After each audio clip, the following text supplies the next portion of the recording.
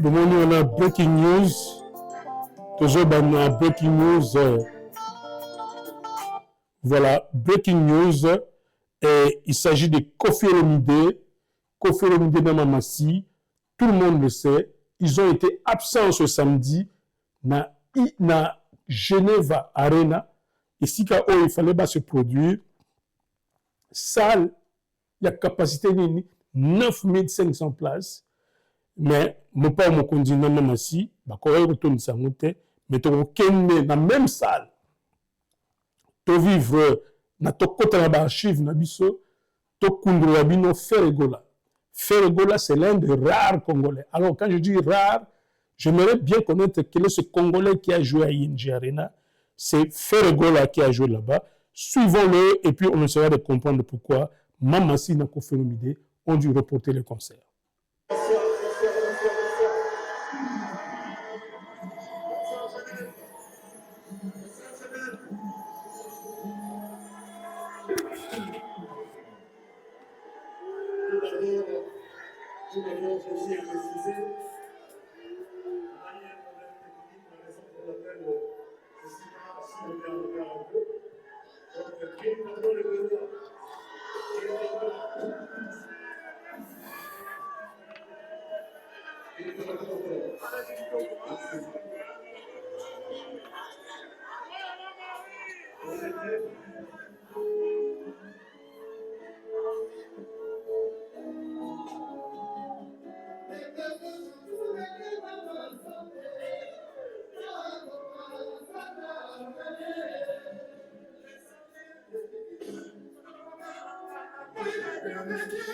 Bonjour, quand on a micro Ferregola et fonctionnant qui bien été, concert il fallait banana 20h, mais il banana 22h30, presque 23h, parce que son et ils allaient qui bien regretté.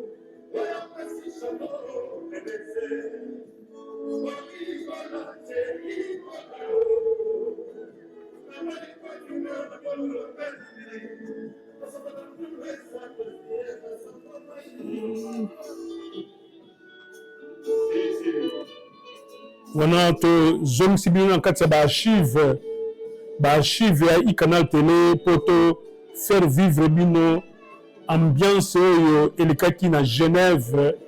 Pourquoi to zone ici ambiance yo? Parce que tu remarqué que njoka concert est historique. C'était un concert historique. C'est que ce n'est pas facile de jouer dans cette salle-là.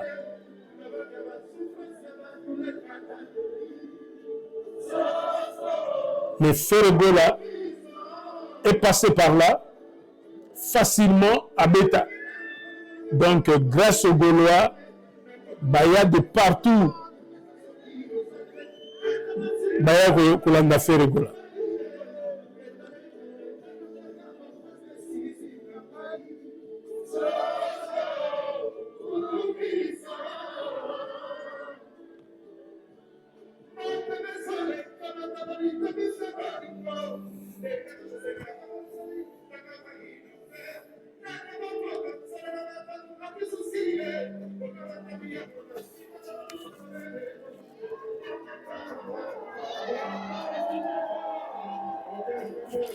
On a une ambiance à Genève Arena.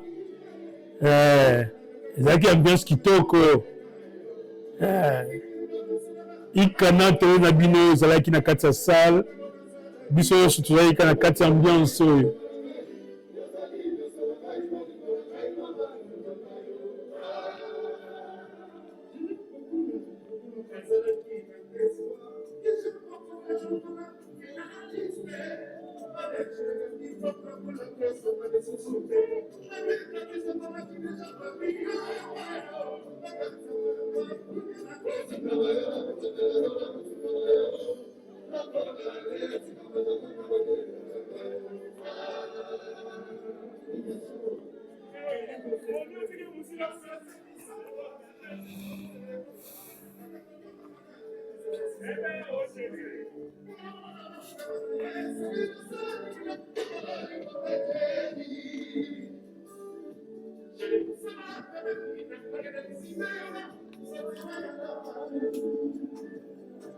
Pour te banda émission,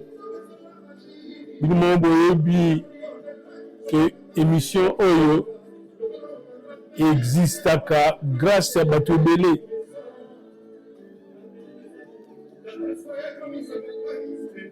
Toke ko belela na kati ya Paris, Mère Alex Moleke, onaza oya biso Mère Alex Moleke na kati ya Paris, yena Papa Achille Kazadi, baza ba réserve ya éternel ya Canal Télé.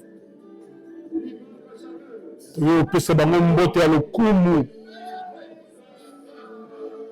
Mère Alex Moleke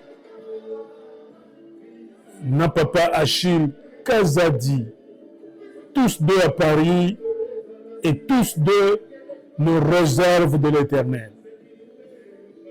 Pesi bino mbote.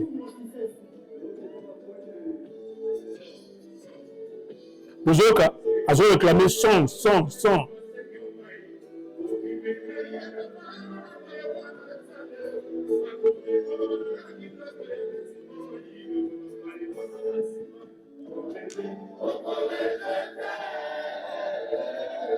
Tuketo pesi ya Flori na kati ya Paris mbote. Yona Mama José na kati ya Paris. Bino bazala kulutu na kati ya rumba. Pendant que tozoka feregola. Ya José, ya Flori Kiasuka na Mama José Kiasuka.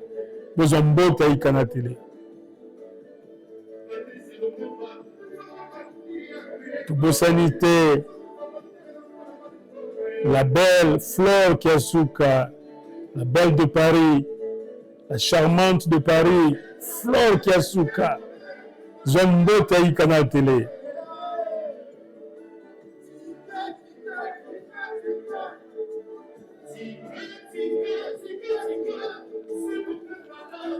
Les Asuka Rumba et les hommes le capitaine de la Rumba.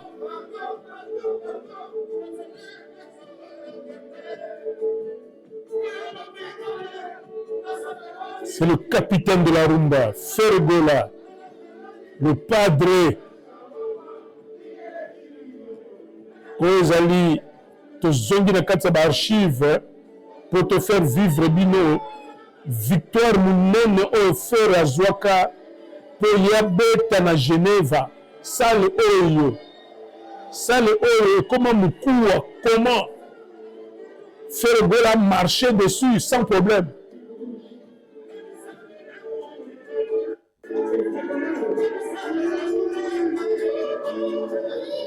Faire de la marche dans la salle sans problème.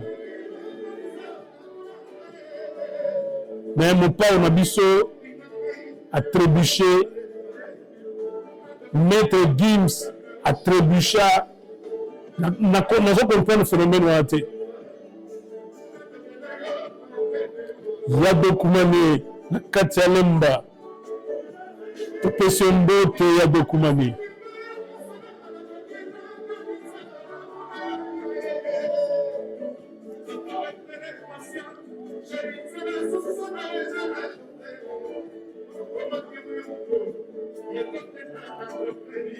Je vais passer na Odi King Odimba, l'homme de Genève. Vous avez ma conseil Odi King. Je vais signaler que Odi King Odimba, c'est là qui n'a salé. L'enfant propre de Newcastle, Odi King Odimba, na passion beauté.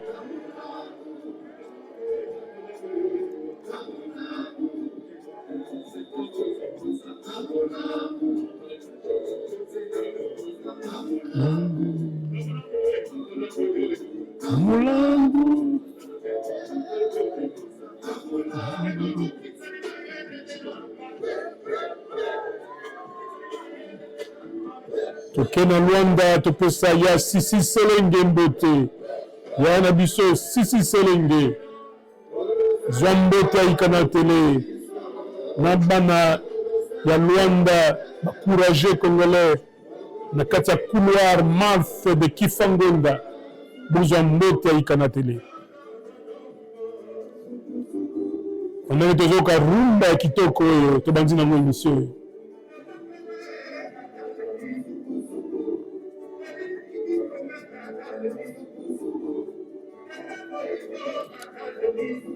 tokenda kati ya Las Vegas na lemba topesi mbote na Yasambale ya na biso ya bolingo Yasambale na kati ya Las Vegas na lemba zombote ayika na télé.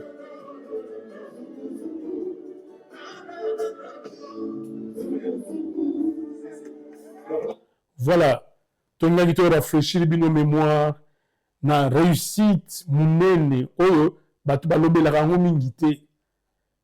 Parce que il faut koyeba sikoyo toyoki breaking news que le grand Mopao akoki kobeta na sale wana te, mais est-ce que fungoli biso miso mais comment faire à jouer là-bas aussi facilement na kati ya Genève Arena? Et je tiens à vous donner quelques éléments d'information. C'est à cause de quoi? Salwana et Batama ou comment? Je vais vous expliquer parce que na kati ya Salwana, rumba ozobeta, moi j'étais là-dedans. Et puis la salle, Genève Arena, eza na mona onte salle moko ya spectacle. Eza la pembeni, alors pembeni ya esika moko public comme aéroport. Eza esika moko kutu ya kobangela te, oh il faut na kitaka na Paris, oh nazwa ka métro, oh nazwa taxi musika, et pour na koma na yu arena. Non. Oh ya nini ya Genève, ezaka okiti na aéroport, bâtiment na gauche na yo, bâtiment air aéroport et souki, bâtiment oyo landi, c'est Genève Arena. C'est à l'aéroport. C'est bien localisé. On a osé et puis ma hôtel, eza pembeni kawana. Au comme ma hôtel non tamboli ka bo comme na. Et puis après concert aux zongina. Ma hôtel eza kawana. Ça c'est un élément, il y a facilité. Je me pose la question, comment Genève Arena eza mkuwa pour le public et un concert? Deuxièmement, quand nous on était là, je ne sais pas si Genève est toujours comme ça, le transport public est gratuit. Métro, na bus, na tram, est gratuit pour les touristes. Si vous avez un séjour, vous avez une semaine, même 2 semaines, séjour, vous avez un 24 sur 24 heures. Pour le métro, vous avez bima. Zonga na yo tar au métro au comme à place na hôtel na yo. Donc transport na kati ya Genève gratuit. Au comme un hôtel na yo aux 8 métro au côté gratuitement sans payer aux 8 bus destination aéroport. Destination nous sous-souté aéroport. Donc jusque là moi je ne comprends pas pourquoi Genève Arena est un problème pour étonner. Yo touriste bato ba kama concert ba touriste ezaka transport même taxi aujourd'hui aéroport qu'est-ce qu'il y a dans l'aéroport pas comme l'aéroport le bâtiment d'à côté c'est Genève Arena aux l'aise au côté qu'est-ce qui complique la vie d'un artiste? Localisation la plus facile. Je crois que c'est la salle la mieux située de toutes les salles, je dirais, du monde. N'a évité salle mini, stade de Martyr Nabiso, comparé à l'aéroport aux Alliés. Ils ont des kilomètres. Stade de Martyr Nabiso. Est-ce que va concert à mini on a des bâtiment pembeni aéroport. Et puis, na kati à Genève, sur les touristes, transport gratuit. Au Tate, aucun concert. Et puis aux Zongipi. Si on peut dire taxi, bon, au foot là, un taxi. Au foot du taxi, ok. Donc, faciliter la carte à ville. C'est vrai, Genève, les amours cher, sur le lait auto-indité, sur le lait auto-indité au cocaté. Au côté à restaurant, et ça facilité. Il faut les auto-indés, aux amours dans la poche. Ok. Alors, pourquoi je dis ça? C'est parce que deux de nos grands, on nous dit, Maître Gims n'a pas pu jouer un concert à Genève Arena qui a une capacité de 9500 places seulement. Le grand Maître Gims avait échoué là-bas aussi. Ça veut dire reporter le concert. Maintenant, c'est notre grand Nepao avec les Congolais belé batondi dans la Suisse, dans la Allemagne, Suisse dans l'Allemagne, basant à la frontière, dans France. Et ça nous cicaté. Qu'est-ce qui fait que 9500 places ne pouvaient pas être remplies par le grand Nepao? Or, tu es dans ING, et ça pratiquement 15 000 places.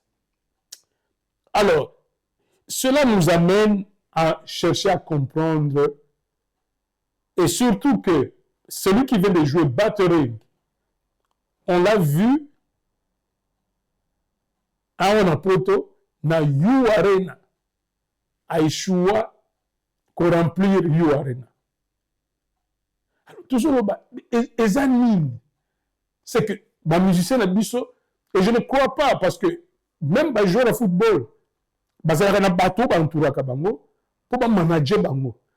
Et c'est là où on voit le rôle de Alem Bankou, qui joue un rôle central, la stratégie. Parce que la stratégie, il faut avoir une vraie stratégie. Et puis pour ça, la stratégie, quand il y a showbiz, c'est pour une émission très technique.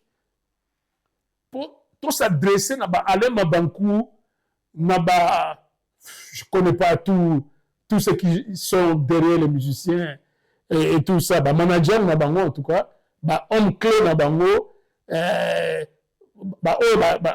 Simba Kaba orchestre. Bon, je n'ai pas besoin de connaître tous les noms. Mais vous qui tenez la vie des musiciens, de la démission, spécialement l'homme que je vais mettre ici, Azon Sabino, comment on peut aller jouer dans une grande salle et réussir les stratégies comme producteur, comme coproducteur, comme faire la salle qui na ING Arena, avec qui coproducteur et tout ça. Pourquoi est Simba quitté? Alors, Toka, Maître Manix, à partir à qui?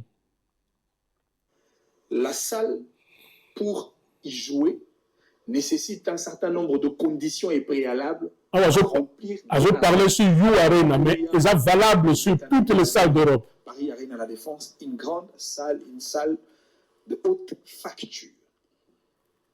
Mais il y a deux conditions pour avoir You Arena, Paris Arena La Défense. Il faut payer ce qu'on appelle le frais pour caler la date. Tout à fait. Pas la salle, mais d'abord la date. D'abord la date. La date. Parce que dès lors que vous payez le frais pour caler la date, c'est alors que You Arena vous offre une date et affiche votre affiche dans le spectre de concerts prévus dans le site de la salle. Tout à fait. Après avoir payé le frais pour caler la date, il y a maintenant ce qu'on appelle le frais de la salle. Ouais. Et le frais de la salle, c'est ce qui coûte plus pour le producteur. Je dirais même pour les artistes aussi. Surtout pour les artistes. L'autoproduction. Parce que dans la salle, il y a plusieurs éléments. On dit qu'on présentait You Arena comme l'une de salles prestigieuses. Tout à fait. En termes de matériel, en termes d'équipement, en termes de logistique et en termes de service. Ça veut dire le frais de la salle incorpore les éléments matériels, le podium, lumière, la sonorisation et tout le reste. Comme une salle commerciale a voulu utiliser cette politique pour gagner. Pourquoi? Parce que dès lors que vous avez la salle, dès lors que vous avez calé la date, payez l'argent, n'est-ce pas? Mais si vous n'êtes pas en mesure de répondre aux conditions en termes de seuil, voilà, donné par la salle, est-ce que déjà au cas pour arriver au point de payer le frais de la salle, You Arena vous exige un certain nombre de sanctions. Et parmi les sanctions, il y a soit l'annulation du concert ou de l'événement, soit les reports. Le report, tu as confié l'idée. Les règlements intérieurs déterminent même la modalité des paiements, disons, de paiement de billets pour de gens qui ont acheté le billet pour un concert qui a été annulé. On détermine les modalités. Et donc, pour la salle, c'est une politique pour gagner de l'argent. Vous prenez les cas, par exemple, du concert de Ferré. La salle, la date a été calée. Mais pour n'avoir pas pu atteindre le seuil déterminé par la salle, par rapport à la date au PCA, après ça va seuil périodiquement. C'est-à-dire que dans telle période, il faut voter comme un billet dans seuil tel. Oui. Pour qu'il rassure Bisso que Bino, si la date n'a Bino a la capacité à réunir 40 000 personnes. Tout à fait. Et c'est alors ou 30 000 ou 10 000. Il faut que c'est possible à Robeta na You Arena avec 10 000 personnes. 10 000, 30 000. Parce que ma configuration à You Arena est bandie à partir à 10 000, Ningoti Koloba, 30 000, seuil final, et Zali 40 000 places. C'est-à-dire, si pour le concert de notre compatriote Ferré Gola, la salle You Arena s'est décidée d'annuler le concert, ça veut dire que Ferré n'a pas vendu au seuil de 10 000, c'est-à-dire à Tekina C, il y a 10 000 billets. C'est une conséquence logique. Et pour ça, You Arena ne peut pas te permettre. Mais encore, il faudrait nuancer. L'annulation de la salle ou l'annulation du concert, allais-je dire, et qui peut dépendre de la salle, tout comme qui peut dépendre d'un producteur. Parce que c'est la question que je voulais poser. Prenons le compte de Ferrigola. Sur ce point, qui décide d'annuler le concert? C'est le producteur. C'est le producteur ou la salle? Non, c'est le producteur. Pour quelle raison? Parce que la salle donne des marges de possibilités. Si vous n'avez pas atteint le seuil donné par la salle, on peut élargir pour voir si, au travers de votre politique de communication, vous pouvez vendre autant de billets. Mais ici, le producteur qui produit un artiste dans une grande salle comme You Arena, Paris Arena La Défense, il vient comme un opérateur économique. Le premier réflexe d'un producteur, c'est générer autant d'argent. C'est-à-dire un producteur qui a déjà payé le frais pour caler la date. Du moment où on a la date, et du moment où on observe l'allure de vente de billets, la communication sur l'événement. Les producteurs ont une idée si le concert peut être réussi ou pas. Okay. Alors, le producteur, il faut dire que pour le concert de Fer, il y a une coproduction. Ce n'est pas le producteur d'Azoué à Monion Soyma, non, Bazo Kabola. Je reviendrai. Kaboli, quand on parle de la coproduction, c'est-à-dire qu'il y a deux entités en termes de production. Il y a Live Nation et puis il y a la maison de production de Ferré lui-même. Ferrego la prod, un truc du genre. Ferrego la prod, quelque chose comme ça. C'est-à-dire qu'ils vont partager le coût et ils vont partager les revenus du concert. Et je voudrais placer une incise. Lorsque vous voyez dans un concert où il y a la coproduction entre le producteur et l'artiste lui-même, cela voudrait dire que l'artiste n'avait pas obtenu le cachet. Ferré a voulu utiliser la politique de la coproduction pour gagner un peu plus stratégie économique pour l'artiste. On ne peut pas lui en vouloir autant. Il a préféré de ne pas avoir le cachet, mais il a accepté de faire la coproduction. Parce qu'il sait que pour un concert à Paris Arena à La Défense, ça génère beaucoup d'argent. Et cet argent sera divisé par deux. Live Nation et Ferrego, la production, a eu par main. Mais ce qui n'a pas été le cas pour Fally Ipupa. Ce qui n'a pas été le cas pour Fally Ipupa, parce que le producteur de Fally Ipupa, c'est un producteur dûment certifié dans la plaquette de la musique mondiale, Gérard Drou, et c'est d'ailleurs lui qui a produit tous les arénas de Fally sur l'espace musical français. Et d'ailleurs, les bons producteurs, le grand producteur, ont même l'exigence de publier après le concert les chiffres d'affaires ou générés, les revenus générés après le concert. Et vous avez vu, Gérard Drou, qui est un blanc d'ailleurs, avait publié par revenu, il y a concert, il y a eu Arena, il y a Fally Ipupa, parce que Fally au départ n'était pas un coproducteur de ce concert. C'était juste un artiste. Fally, c'était un artiste, il a dû cacher Naye, et puis, à Sali partition Naye, au livre le concert, et le reste, c'est la part qui revient au producteur. Parce que le producteur a investi autant d'argent. C'est comme ça que vous ne pouvez pas livrer un concert dans un salle rôle à Paris, Arène à la Défense, sans avoir un producteur qui a un chiffre d'affaires costaud. Il faut un producteur qui a beaucoup d'argent. Il faut un producteur qui a la capacité d'investir sur l'artiste. Il faut un producteur qui peut être capable de remplir toutes les conditions pour avoir un concert réussi.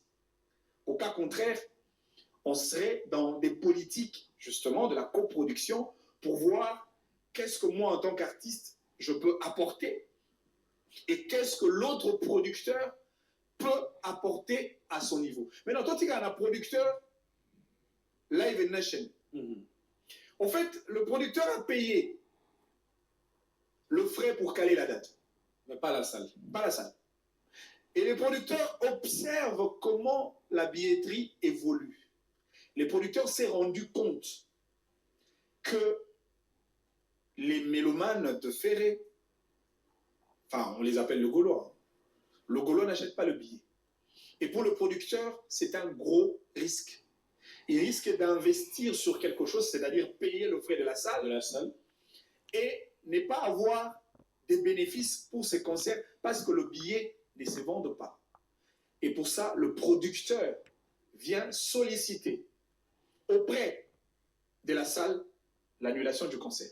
Mais pourquoi pas voir l'artiste d'abord avant d'aller vers la salle? Je voudrais vous faire réfléchir un tout petit peu, et ça c'est une exigence d'orthodoxie des raisonnements, c'est une exigence de rationalité. Vas-y. Si c'était Ferré, prod, c'est-à-dire la partie Ferré comme maison de production, qui avait payé le frais pour caler la date, ces concerts ne pouvaient pas être annulés. Non, mais c'est parce que, quand on a deux entités, Ferré Prod, Ferré Go la prod, na Live Nation. Mais malheureusement, ici, la logique nous impose une vérité comme telle que ce n'était pas la partie Ferré qui avait payé le frais pour caler la date. C'était Live Nation qui avait payé le frais pour caler la date. Voilà pourquoi, pour avoir peur de faire un manque à gagner dans cette affaire, ces producteurs est revenu vers la salle pour solliciter l'annulation. Mais si c'était l'inverse, c'est-à-dire si c'était Ferré lui-même qui avait payé avec sa maison de production le frais pour caler la date, c'est cela qui a eu l'erreur de la part de l'artiste. Parce que ici tu viens en même temps comme un coproducteur, en même temps comme un artiste. C'est-à-dire il aurait fallu que Ferré lui-même avec sa maison de production foute le frais pour caler la date. Pour que sceller l'événement. Okay. Pour que l'événement est à la sous-contrôle, il y a un artiste. Okay. Malheureusement, cela n'avait pas été le cas. Raison pour laquelle l'autre producteur demande à la salle d'annuler. Et là, Ferré devient perdant, automatiquement. Il faut dire que dans l'annulation du concert de Ferré à U Arena, Paris Arena à la Défense, il y a des perdants et il y a des gagnants. Et le premier perdant, c'est qui?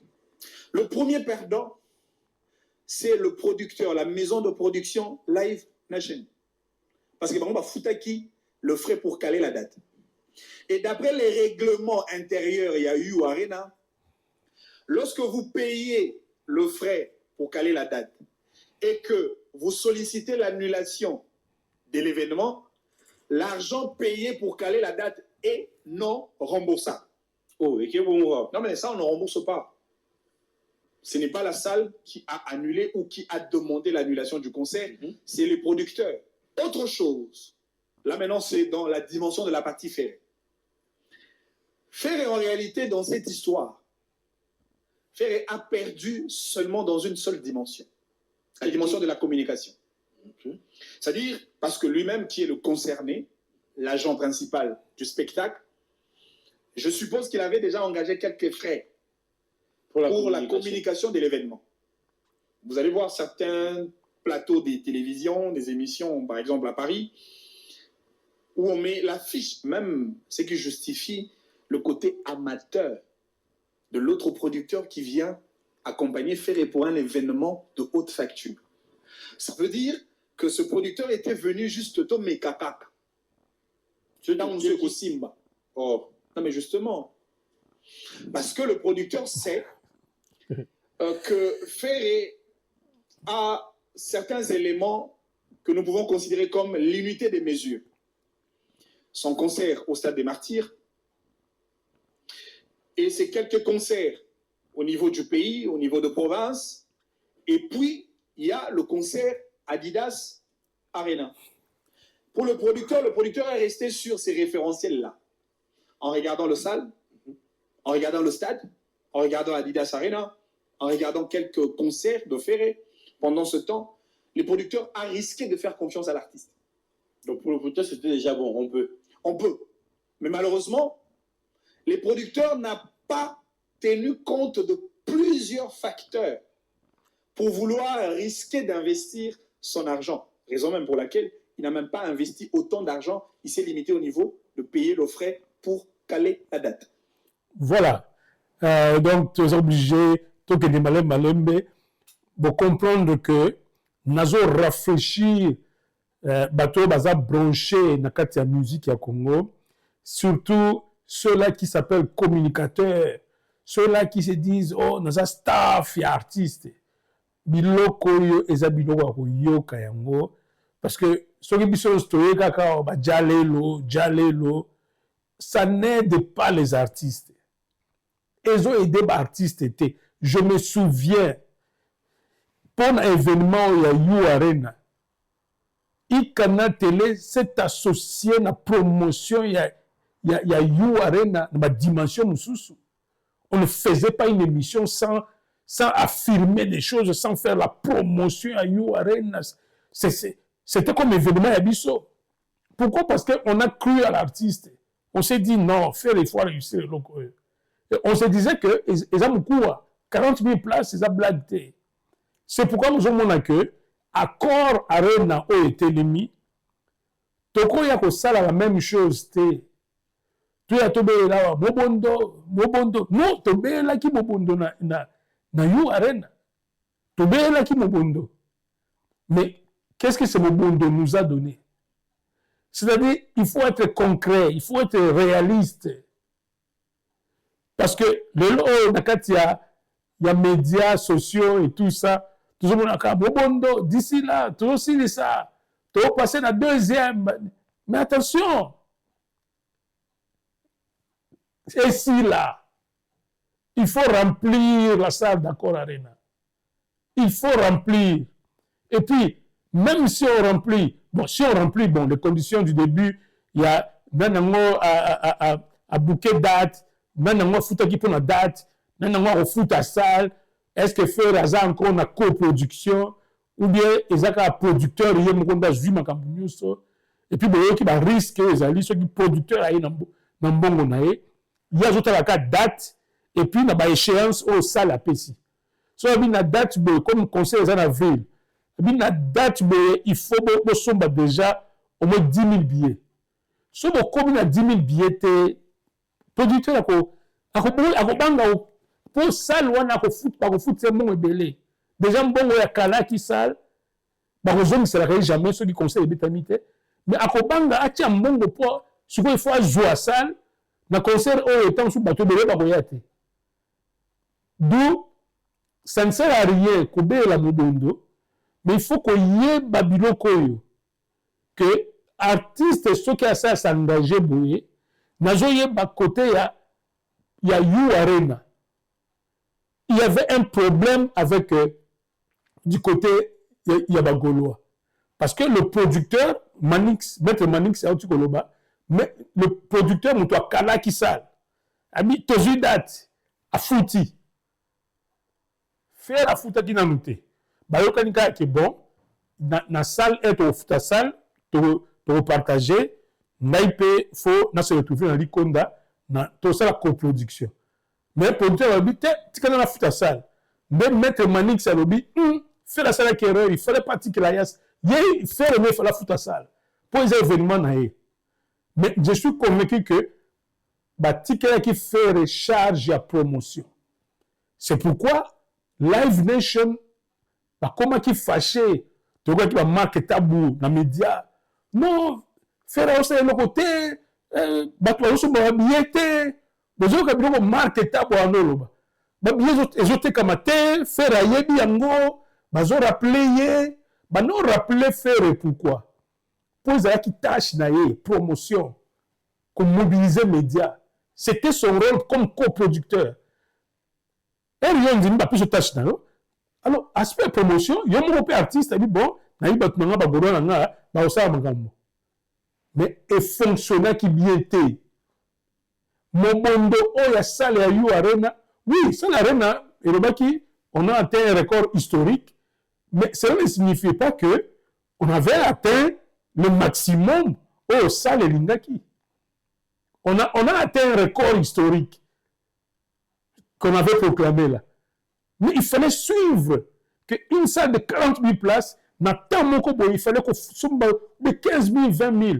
Mais est-ce que son maman, bon, bon, je n'ai pas de preuves mathématiques pour que son maman bongote. Alors, Live Nation, et il y a qui na coproduction pour ça la nuit. Pour ça la mbongo.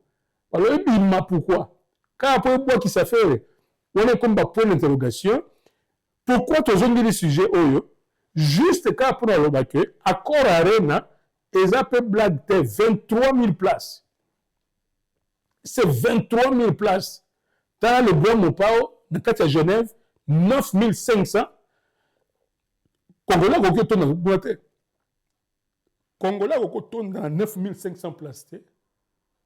23 000. Il y a Accor Arena. Et ça blague. Toujours quand je me dis seulement, n'a pas beaucoup de proposer la billetterie. Parce qu'en réalité, il y a des chiffres. On peut présenter ici, on fait comme Pembeni. À commander. Bien sûr, les médias, on a eu quand même Tolobi, Tolingi, faire à coma. Et à Kangi, Penda Salle, ok. Et à côté de deuxième. Parce qu'à côté de deuxième, à 46 000. Attention, le deuxième jour, à ça, plein terre, à 18 000 sur 20 000. Ça, vous allez plein, c'est fini. Et vous allez exploiter à somme. Et puis, l'année prochaine, à Betina You Arena et à Neokuna, à Betina Stade. Donc, c'est pourquoi on a fait passer ceci. Bino, on a besoin de gérer l'artiste. Je me demande même, est-ce qu'il y a une administration autour de Kofi Olomide? Je doute. Parce qu'il y a des artistes qui se croient que grand. Mais même Ronaldo, il a un agent. Messi, il a un agent. Mais est-ce que le musicien a un agent? C'est-à-dire, comme faire le Azana, Alema Bankou, autre qui est une fantasy, aspect stratégie, il y a orchestre. Je dois aller vite parce que là, mon temps, parce qu'il faut qu'on revienne à Manix. Donc, c'est pour vous dire que vos approches à la musiciens, boyoka stratégie, comment qu'on vers la salle. Sinon, tu Bondo Sambwa, Uchebo, Accor Arena, Tokoma Boate, Babouakisi. Uchebo, Genève Arena, Ekomatango, Babouakisi. Uchebo, Stade de France, Ekomatango, Babouakisi. Ou bien alors, il faut pas aider le gouvernement, 1 million. Ça ne va pas. Il faut que vous soyez professionnel. C'est pourquoi moi, que le public aussi doit connaître. Le public, il a chanté, Mobondo, attention, il faut Mobondo à la réelle. Promotion, il faut à la réelle. Bino ba fouti promotion, il y a concert Rwanda. Il y a concert par exemple à Accor Arena. bino oyo bozwi mbongo affaire pour bosala la promotion bosala vrai réellement promotion parce que ça blague te nayebi que na You Arena des gens ont reçu l'argent pour le faire faites-le réellement si vous ne le faites pas vous êtes artiste bien sûr que conflit entre Live Nation na faire et Salemaki Live Nation a estimé que promotion ou Salem côté faire production et ça qui production nini promotion moko professionnelle te et ça veut dire de bouche à oreille les médias sociaux TikTok Mobondo et tout ça ah non qui me promotion nini et puis ils ont mobilisé tout te parce que sont bien te non la marque tabu comment tu bon mal comment non bien te comme te donc c'est cela alors puisque nous parlons de Ferregola parce que Ferregola a devant Accor Arena mais se plaindre surtout na kaya Koffi Olomide alors pendant que toujours de la Koffi Olomide to kama muke mamasi encore une fois na suprématie na ye Nzembo Kitoko c'était l'une des belles chansons qui serait exhibée na Katia Genève Arena mais les choses sont ce qu'elles sont suprématie n'a pas été jouée et le concert n'a pas eu lieu tout ça parce que quelque chose n'a pas marché sur le plan de la gestion marketing il y a concert one. Je suis convaincu qu'il y a eu un problème dans la gestion parce qu'on n'a pas des équipes de professionnels autour des musiciens. Les musiciens, par exemple, ayez des spécialistes à vos côtés. Les spécialistes, on a pas quoi. Imaginez-vous faire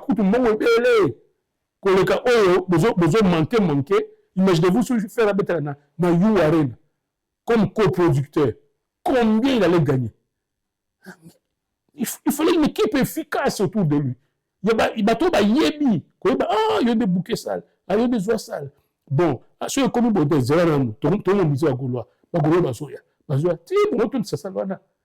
nous avons un producteur, à moins de danger, ça doit être la biété et tout ça. Tout la suprématie et puis tout ça.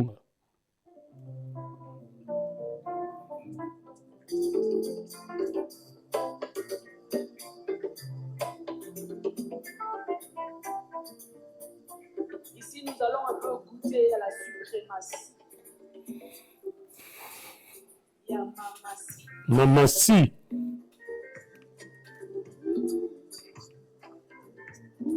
Kitoko mingi.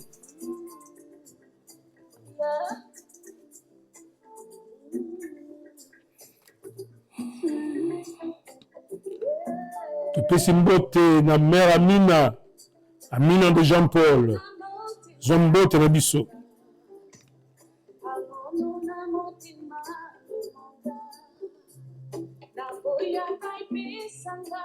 Tupesi mbote na mamionya na biso zombote ya ikana tele.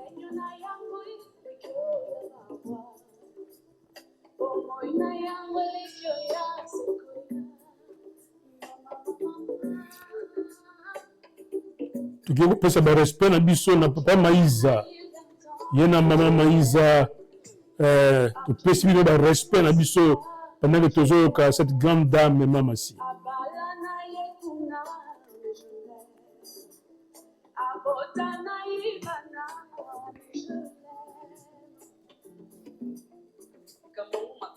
makasi mingi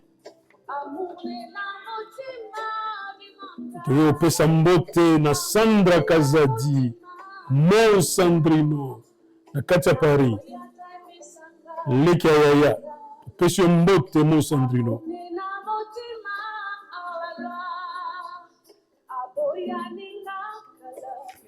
tobosa inte ya na biso Michel Mbayabo na Mera Mbayabo wanazali mutu ya Koffi Olomide ya Michel Mbayabo na kati ya Newcastle zombote ya ikana tele.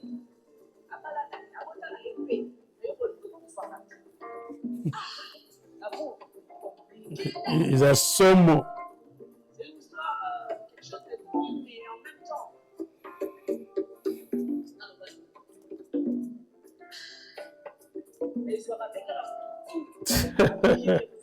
Lilia Kasongo, Sherika, Yana Alba Omokoko, Pessimino Mbote, Kitoko Mingi,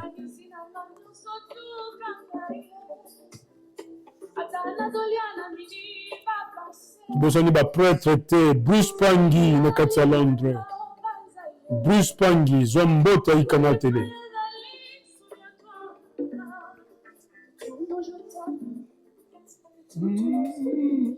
Achille Mboyo, encore une fois, nos sincères condoléances. J'espère que tout s'est passé bien. Au Sozo déjà en Katia London. En tout cas, Pession Mbote, Achille Mboyo. Gabi Mota, Maître G, mon père, mon envelosi. Prêtre, bah prêtre, Pession Mbote, Gabi Mota.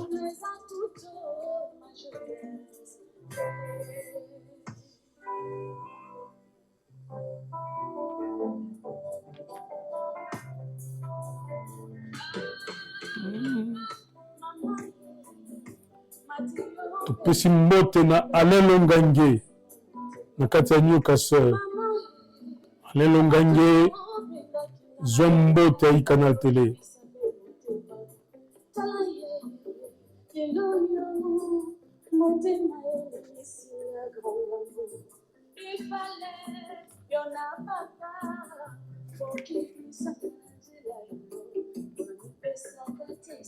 Tubosani tena Katia Kin, Mugila Gila,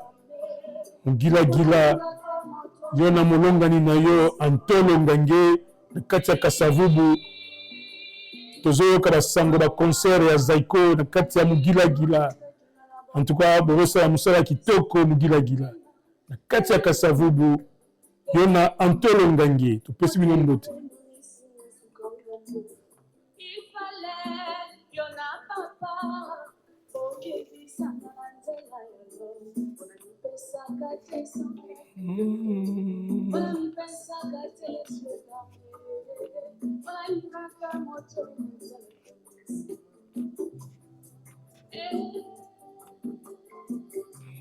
Pessi Mbote en passant na Janine Mboyo na Katia London. Tobusani te Yali Mboyo na Katia Paris.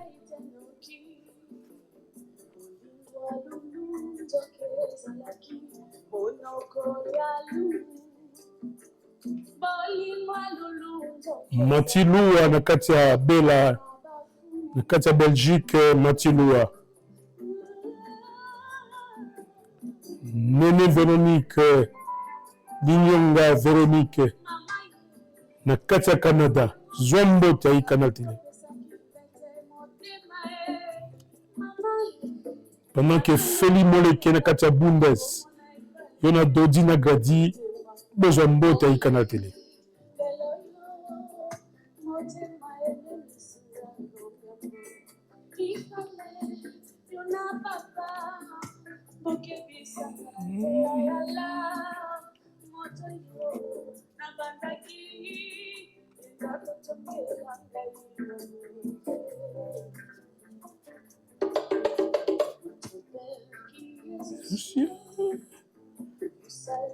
Nzembo Kitoko. Les gars, on y va. Notre Père qui es aux cieux, tu nous salues, Vierge Marie. Notre Père qui es aux cieux, Jamais Bononge Monekanga, Yosa Ngambe Mobali, Monekanga, Pession Mbote.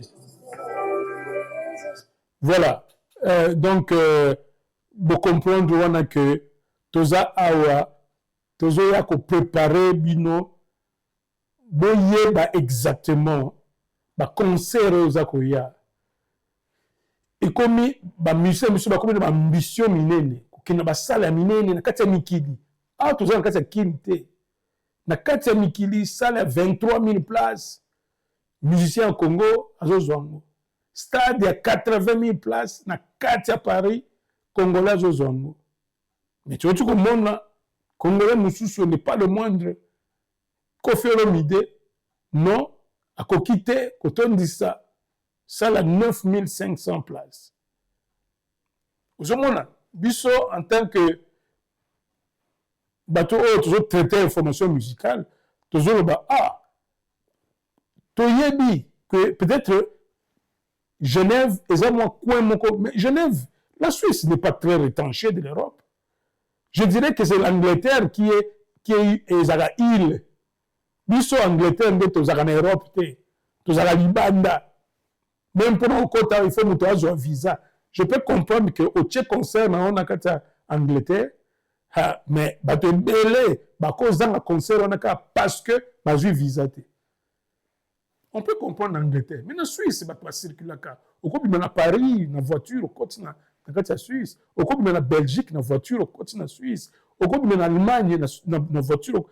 Comment Genève Arena, ils ont mais Dieu merci, Battering à Kekuna, à Betiango sans problème. Battering, mon co. Donc, c'est pour dire que Bagolois, besoin de cassi, na côté à Mobondo, mais côté à 23 000 places, il y a Accor Arena, moyen de mettre en bravo, toujours zéla. Toujours zéla, tout le monde a un mot. Tout le monde a un mot pour ton dima. On n'est plus là comme à You Arena, tout le monde et puis après, annuler. Non, non, non. Il faut beaucoup il faut beaucoup ça, il faut la stratégie. Il faut la Gaulois. Vous avez la connexion. Qu'est-ce qu'il faut faire? Combien de billets il faut acheter? Chacun et tout ça. La stratégie, il faut être les cas. Et non pas communicateur. Le moment où vous êtes de bons communicateurs, vous faites passer de bons messages pour que les gens puissent s'accrocher. Allons-y, dans deuxième aspect, il y a Manix. C'est un juriste. Tout l'andaye, c'est quoi le lobby? C'est quoi? Et là, comme je suis c'est là que monsieur Nabiso, tout a mis tout dans le mur. Azolobake, baza tellement qualifié te, bazo ya na poto, kaka pona ko viser public moko, public ya Congo, bazo viser ka public ya Congo, mais public ya Congo wana mingi ba riche te, maître Manix azoloba, concert signifie quoi? Et rozo bima, ngai na bima Newcastle na comme na Paris, il faut na foutre transport na avion. Mais quitter à Paris, il faut nous jouer hôtel, 2-3 jours, ou même 4, pour nous aller à Paris, qu'on y a un restaurant, et Zambongo, qu'on a un concert, moi, staff, moi, qu'on est là, et tout ça, et qu'on lui a l'art, qu'on les catambongo billet à concert. Alors, Manik, ça se le ah oui, mais ça blague, elle est monsieur congolais, elle miser caca sur le public congolais. Mais le public congolais, a un problème parfois. Ou bien il y a un concert en Angleterre. Les Congolais belé ba côté à Londres. Pourquoi il y a un visa? Mais l'Indélé ba côté.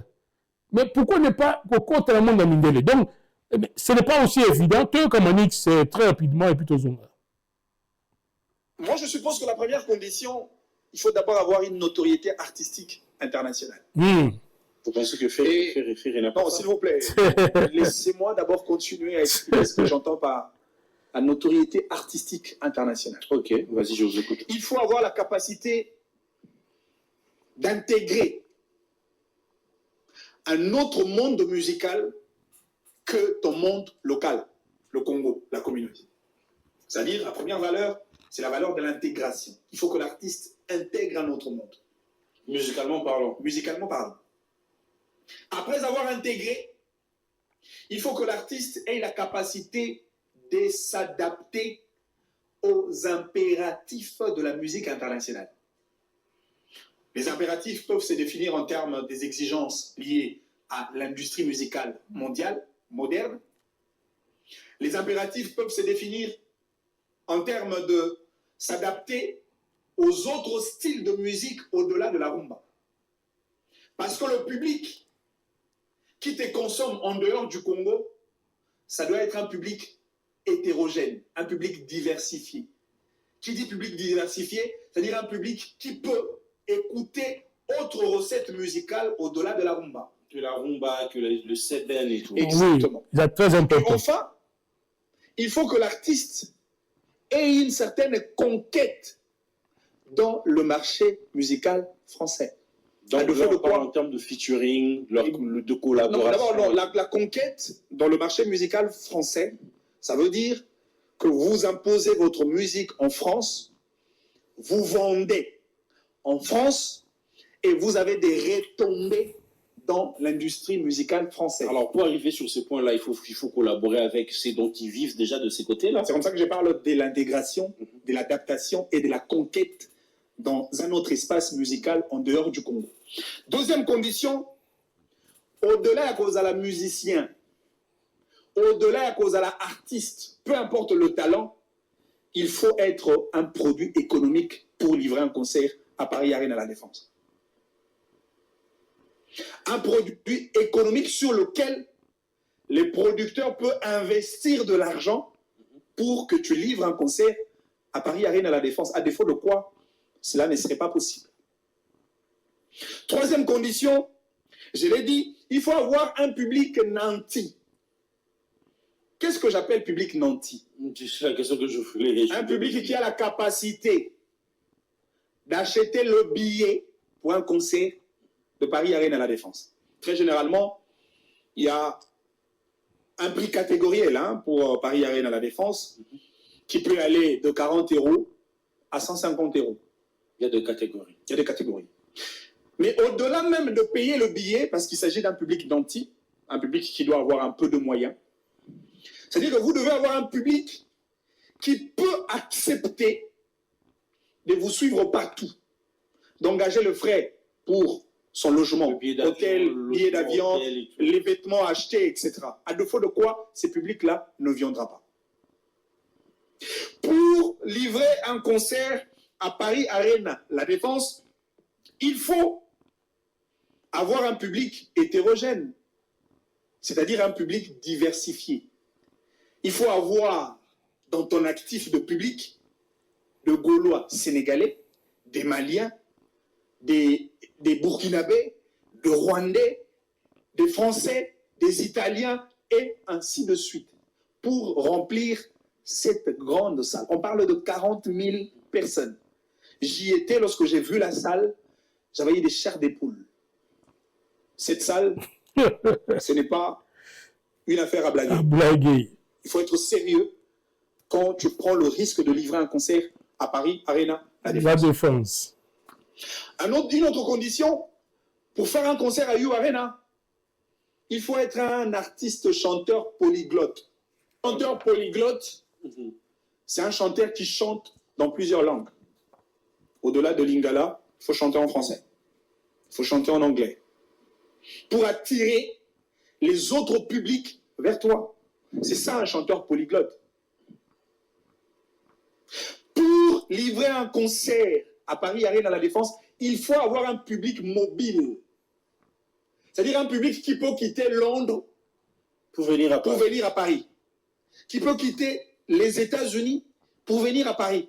Combien de Gaulois peuvent être capables de quitter les États-Unis pour aller à un concert de Ferré en France?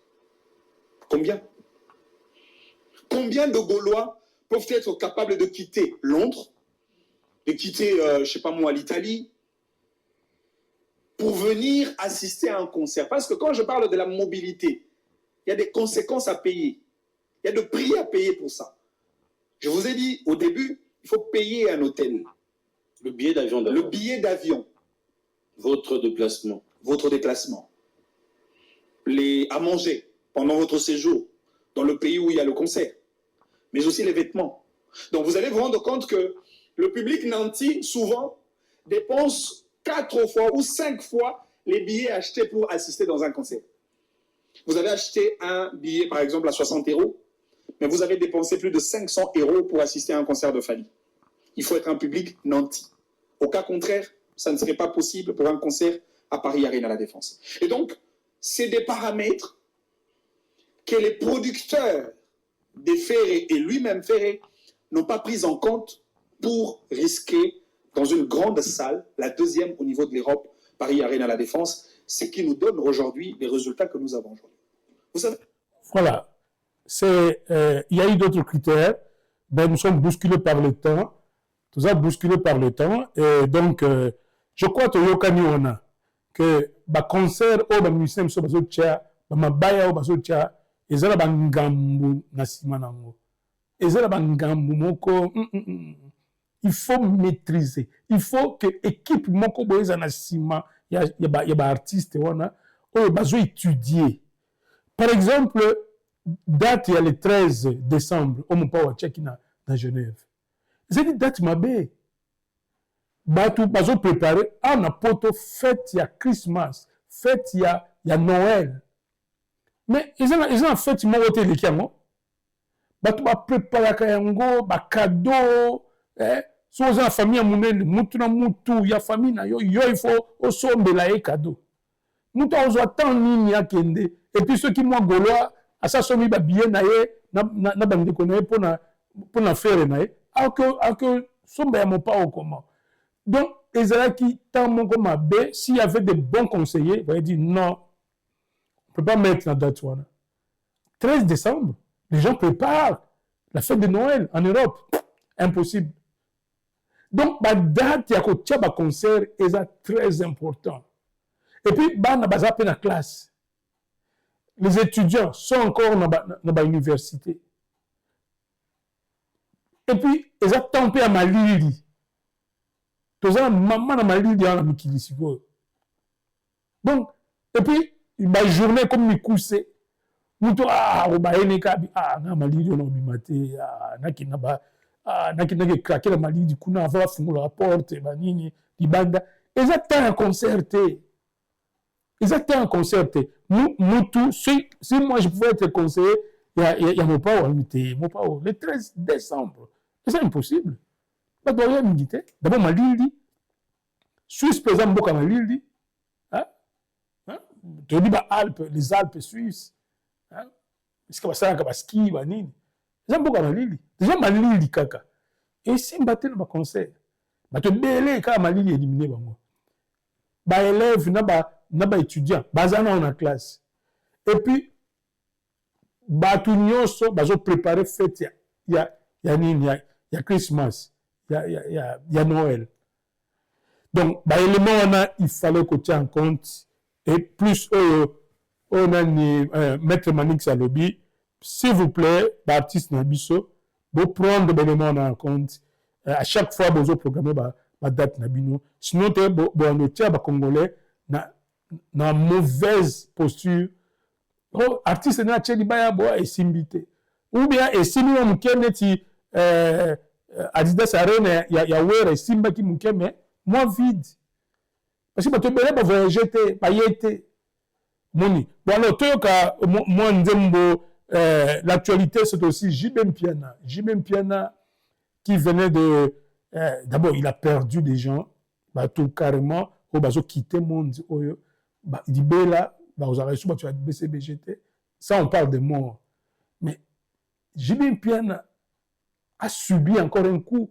C'est Jules Kibens, l'un des bras droits, un auteur-compositeur, a quitté l'orchestre. Jusque-là, toujours il y a vraiment raison réelle. Mais au moins, c'est confirmé, Jules Kibens n'est plus. Alors, d'autres images, et puis toujours fraîchement, par Betaki Lobina, je connais l'atmosphère. Bonjour, parce que tu as beaucoup débordé militaire Nabiso, et puis après, on va se dire au revoir.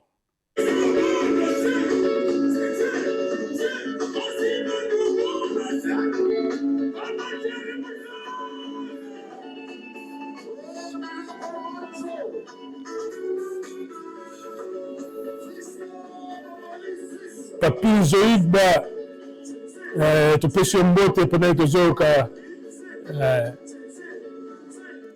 le Kondiaba Yenge.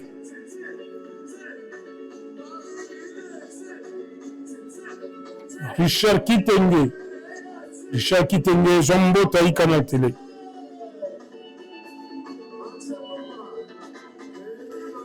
Guy Barwani Zwambo Tenabiso Guy Kiala Yozali BCBG Nabiso à Newcastle Yona Mervero Tokomi na suka émission Zwambo Tenabiso prêtre Guy Kiala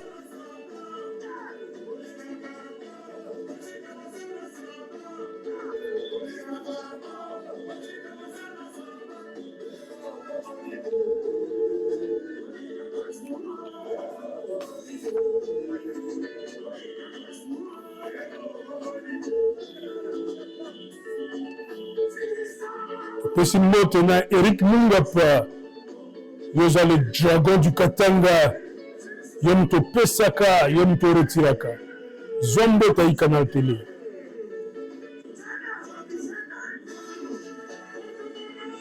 Michel Ansai Sokoto prêtre to Pesombote Michel Ansai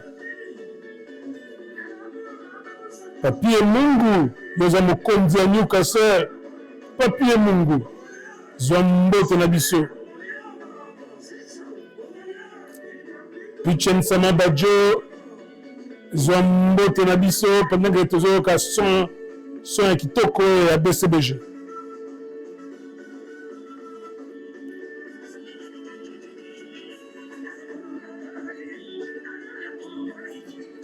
Izika Lonji Yoza ya Tongo ya BCBG ya Tongo Yona mère famille vous passez le temps bien possible Mbote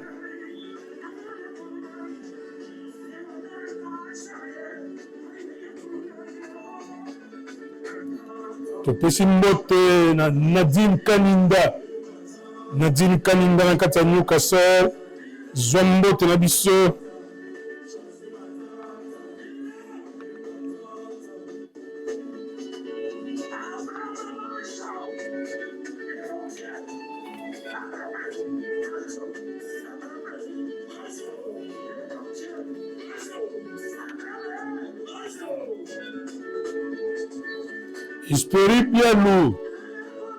Esperi Bialou Yoza Yaya Baleki Zwambo Taï Canal Télé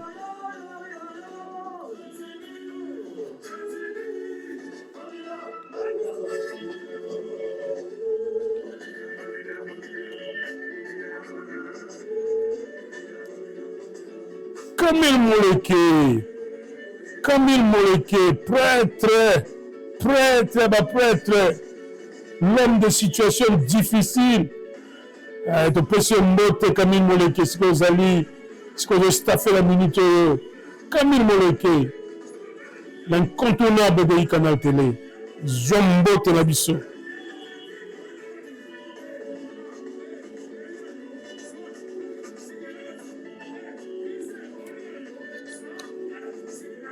tout est content là-bas la progéniture il y a mère Alex Moleke tout le monde est le Charles Moutebs Yona fiancé na yo maman Deborah de possible Mbote le Charles Moutebs Vera Mouteba na kati ya Paris Vera Mouteba Zwambo Tenabiso de Beau Sanité Crimo Dram notre collaborateur Crimo Zwambo Tenabiso Eugène Moleke na kati ya Yoville Yona ba courageux congolais na kati ya Afrique du Sud to Pesibino Mbote na kati ya Afrique du Sud na Jebour partout Zwambo Taï Canal Télé to kepe ko fouiller ba oya biso baza na kati ya Congo Brazzaville to bosa na kabino te bino oyo boza na Owando na Brazzaville na Pointe-Noire partout na kati ya Congo Brazza to sopela bino Mbote bino bolandaka Canal Télé na kati ya Congo Brazza ye wana Yoji. Besoin que Gilles Kibens azawana te, comme on dit en anglais, business as usual. Business as usual. Donc, on a Gilles Pierre na souci mon côté. Abi Gilles Kibens kende na yo awa to na business as usual. Ma bine zo betama, ma linga zo kende, ba yoji na ba berberi azo exhibe en wabi dans un piano na otikalaka un piano. Donc Gilles Kibens apparemment a bougé le côté mokonzaba wenge yena ba poulet na ye abi awa orchestre ekozala bouger kaka mokolo ngai jibe na ozala te.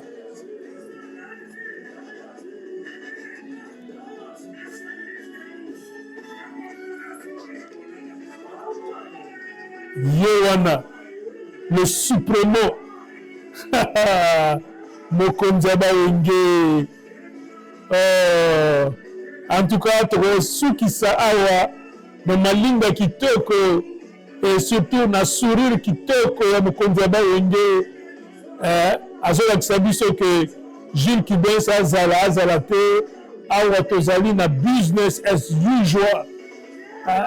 Ma linga za kobetama. Fikare azo mingisa solo kuna ba chanteur bazo yemba alobi mutu moko te ako mingisa orchestre soki eza ye moko jibe mpiana te.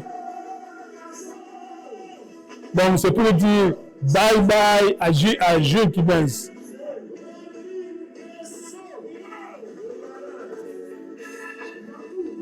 Voilà.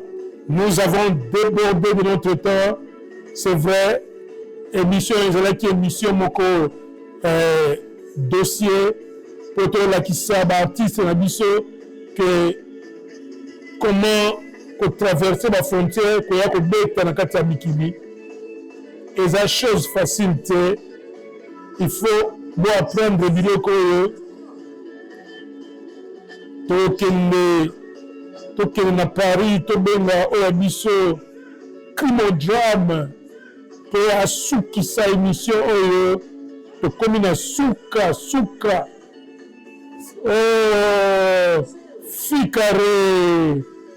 fikare biloko ya moto toza obligé totika bino Junior Bombe, Pression Mbote, Douglas de Pression Mbote. Voilà. Kitoko mingi, Pati Mungwande. En tout cas, Mbote, Vianney Maladika, juriste maison Nabiso, Zombote Nabiso, Kitoko mingi, Tokende, Tobenga, Crimodrame, Azozela Biso na kati ya Paris, ma générique Nabiso, pour te soukisa. Merci Jibon Piana, merci ma poule nayo, merci musique kitoko, merci na bonne santé à orchestre, Mbeto Kutani Mbalaisima.